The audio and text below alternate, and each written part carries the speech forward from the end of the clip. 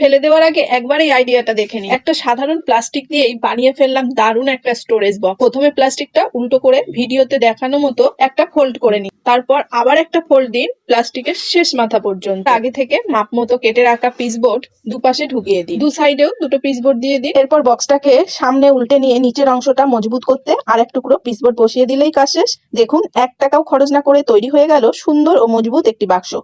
ভাতের মধ্যে হলুদ গুঁড়ো দিয়ে দেখেছেন কখনো? প্রথমে একটি বাটিতে কিছুটা ভাতের মাড় নিন। এবার এতে 1 চামচ হলুদ গুঁড়ো, 1 চামচ চালের গুঁড়ো, কিছুটা বেসন এবং সামান্য দুধ দিয়ে ভালো করে মিশিয়ে একটি পেস্ট তৈরি করুন। ব্যাস, তৈরি হয়ে গেল একটি ঘরোয়া ফেস প্যাক। এটা আপনার স্কিনে নিয়মিত ব্যবহার করলে রোদে পোড়া কালো দাগ দূর হবে, ত্বক পরিষ্কার ও সতেজ অনুভূত হবে। ঘরে থাকা সামান্য কিছু উপকরণ দিয়ে বাড়িতেই বানিয়ে নিতে পারবেন এই ফেস প্যাক। এমন আরো দরকারি টিপস পেতে ভিডিওটা শেয়ার করে রাখুন।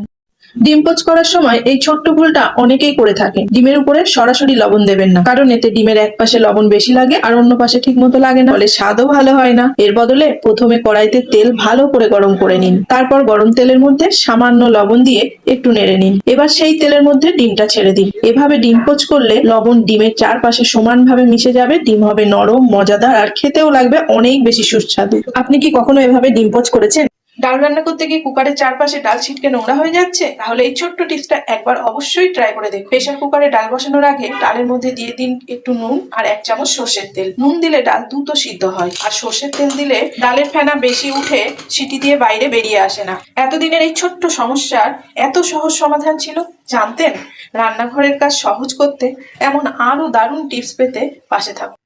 দই ফ্রিজ থেকে বের করেই সরাসরি তরকারিতে দিয়ে দিচ্ছেন? থামুন, এই ছোট্ট ভুলের জন্য আপনার স্বাদের রান্নার স্বাদ নষ্ট হয়ে যেতে পারে। দই ব্যবহার করার আগে এই একটা কাজ অবশ্যই করে নিন। প্রথমে একটি বাটিতে দই নিন, তার মধ্যে সামান্য ময়দা দিয়ে ভালো করে ফেটিয়ে নিন। তারপর সেই দই তরকারিতে মিশিয়ে দেখবেন দই আর কাটবে না, গ্রেভি হবে একদম মসৃণ, ঘন আর রেস্টুরেন্টের মতো ক্রিমি। আজ আমি দই কাতলা রান্না করেছি, দেখুন গ্রেভির টেক্সচারটা কত সুন্দর হয়েছে। আপনিও পরের বার দই দিয়ে রান্না করার সময় এই টিপসটা একবার ট্রাই করে দেখুন।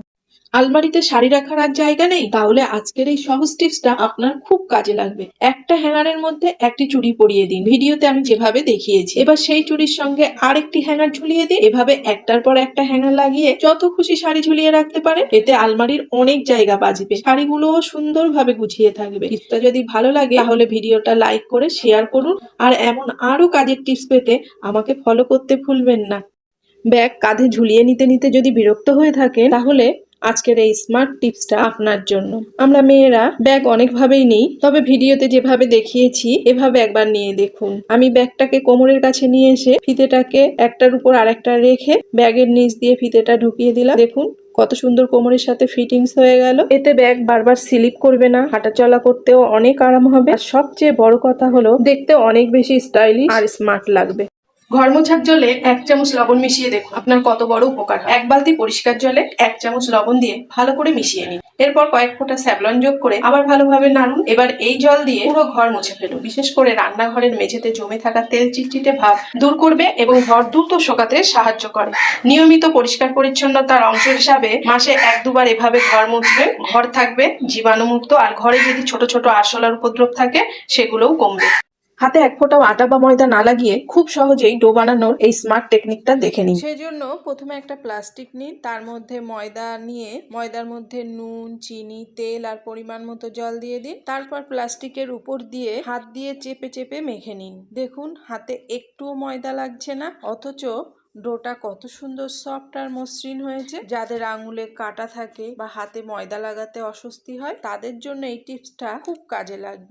দড়ি বাঁধতে গেলে বারবার খুলে যায়? তাহলে আজকের টিপসটা আপনার জন্য। বর্ষাকালে ঘরের ভেতরে জামা কাপড় শুকানোর জন্য দড়ি বাঁধতে হয়, কিন্তু বারবার গিট দিয়ে বাঁধা আর খুলতে গিয়ে অনেক ঝামেলা হয়। প্রথমে ভিডিওতে দেখানো মতো ছোট্ট দড়িটা বড় দড়ির সঙ্গে 3-4 বার পেঁচিয়ে নিন। তারপর উপরে যে ফাঁকাটা তৈরি হবে সেখানে ছোট দড়িটা ঢুকিয়ে দিন। এবার বড় দড়িটা টেনে প্যাচগুলো উপরের দিকে ঠেলে দিলেই দড়িটা একদম শক্ত হয়ে যাবে। যত টানাটানি করুন সহজে খুলবে না, আর খুলতে চাইলে শুধু ছোট্ট দড়িটাকে টেনে দিলেই মুহূর্তেই খুলে যাবে। সহজ, ঝামেলাযুক্ত আর দারুণ কাজে লাগার মতো একটা। 1 মিনিট, চা খাওয়ার পর এই জিনিসটা আর কখনোই ফেলে দেবেন না। অনেকেই জানেন না এই সামান্য চায়ের লিকার দিয়ে কাঠের ফার্নিচারকে একেবারে নতুনের মতো চকচকে করা যায়। প্রথমে চায়ের লিকারের সঙ্গে অল্প জল দিয়ে ফুটিয়ে নিন, তারপর কয়েক টুকরো খবরের কাগজ দিয়ে আরো একটু ফুটিয়ে ছেঁকে ঠান্ডা করুন। এবার এতে সামান্য ভিনিগার আর অল্প নারকেল তেল দিয়ে মিশিয়ে নিন। একটি নরম কাপড় এই মিশ্রণে ভিজিয়ে কাঠের ফার্নিচারে আলতো করে ঘষুন। দেখুন এই সাইডটা কত সুন্দর চকচকে হয়ে গেছে, আর ওই সাইডটা দেখুন। এভাবে বাড়িতেই খুব সহজেই বার্নিশ তৈরি করে নিতে পারবেন। 99% মানুষ এই দারুণ দুধের টিপসটা জানেন না। দুধ জাল দিতে গিয়ে কি কখনো পাত্রের তলা ধরে গেছে, তারপর পুরো দুধেই পোড়া গন্ধ হয়ে নষ্ট হয়ে গেছে? তাহলে আজকের এই ছোট্ট টিপসটা অবশ্যই মনে রাখুন। দুধ জাল দেওয়ার আগে যে পাত্রে দুধ ঢালবেন সেই পাত্রে প্রথমে একটু পরিষ্কার জল দিয়ে দেবেন। এরপর সেই জলের উপরেই দুধ ঢেলে জাল দিন। দেখবেন দুধের তলা সহজে ধরবে না, পোড়া গন্ধও হবে না, দুধ সুন্দরভাবে ফুটবে এবং স্বাদও থাকবে আগের মতো। ভোতা ছুরি কাঁচি ফেলে দেওয়ার আগে এই টিপসটা একবার দেখে নিন। প্রথমে একটি গ্লাসের মধ্যে উষ্ণ গরম জল নিন, এবার তার মধ্যে কাঁচি বা ছুরিগুলো দিয়ে দিন। এরপর এর মধ্যে 1 চামচ লবণ, সামান্য বেকিং সোডা এবং একটু ভিনিগার মিশিয়ে নিন। এবার 10 থেকে 15 মিনিট এভাবেই রেখে দিন। সময় হয়ে গেলে জল থেকে তুলে পরিষ্কার করে নিন। দেখবেন কাঁচি বা ছুরির ময়লা ও জং পরিষ্কার হয়ে গেছে এবং আগের থেকে অনেক ভালোভাবে কাজ করছে। ঘরের পুরনো জিনিস নতুনের মতো ব্যবহার করতে এই সহজ টিপসটা মনে রাখবেন।